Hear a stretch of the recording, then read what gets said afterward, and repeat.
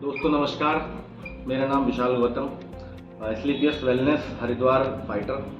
दोस्तों आज हम डिस्कस करने वाले हैं कि हम किस तरीके से जब हम जाते हैं अपने प्लान को शो करने के लिए, अपनी कंपनी की डिटेलिंग करने के लिए, अपनी कंपनी के बारे में बताने के लिए, तो हम किस तरीके से सामने वाले को इंट्रोडक्शन दें, किस तरीके से हम बात को शुरू करें ताकि वो हमारी बात को, जो हम उससे बात करने वाले हैं अगले 30 मिनट 40 मिनट जो हमारा पूरा प्लान है, कि वो हमारे पूरे प्लान को ध्यान से सुने और सुनने के साथ साथ समझने का भी प्रयास करें। लेकिन ये होगा तब जब हम उससे पहले सही तरीके से, बेहतर तरीके से हम उसको इंट्रोडक्शन दे पाएंगे।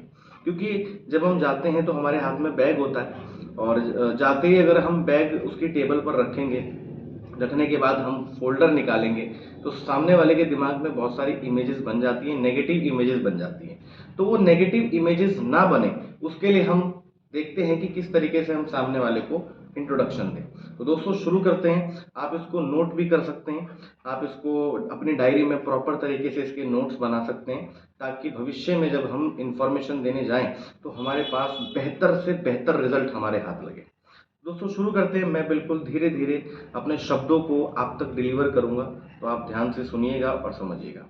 तो दोस्तों देखिए, हम जैसे ही व्यक्ति से मिले तो सबसे पहले तो हम हालचाल पूछते हैं, कैसे हैं आप, क्या चल रहा है, सारी बेसिक बातें, काम कैसा चल रहा है, घर में बच्चे कैसे हैं, फैमिली कैसी है, वो सारी बातें हम करने के बाद हमको अपनी बात को शुरू यहाँ से करना है कि देखिए, हम लोगों को घर घर जा कर के स्वास्थ्य की जानकारी देते हैं, बड़ी बड़ी मीटिंग्स करके, 1-to-1 मिलके अपने नियर डियर्स को बातचीत करके हम स्वास्थ्य की जानकारी देते हैं।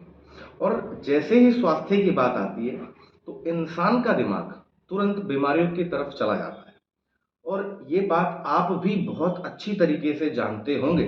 बीमारियां जो होती हैं 2 प्रकार की होती हैं।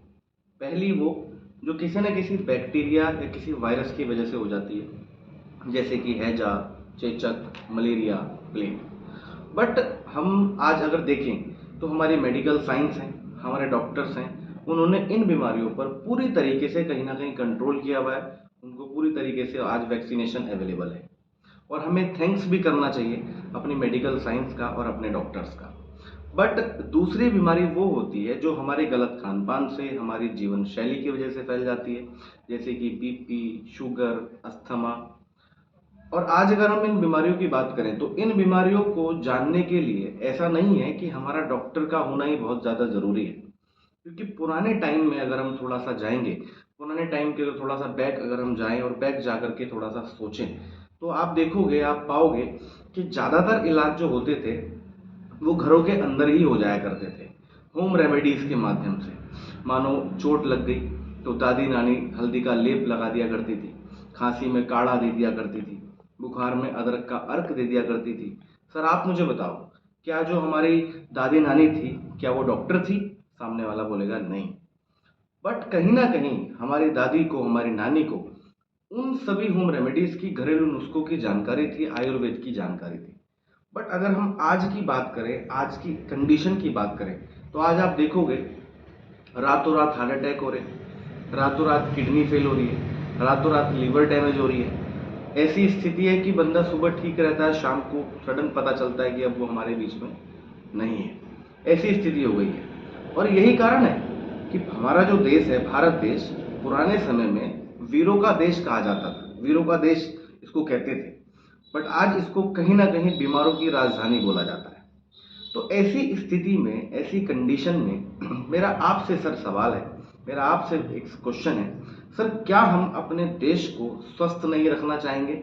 यस और नो? चाहेंगे। लेकिन कैसे?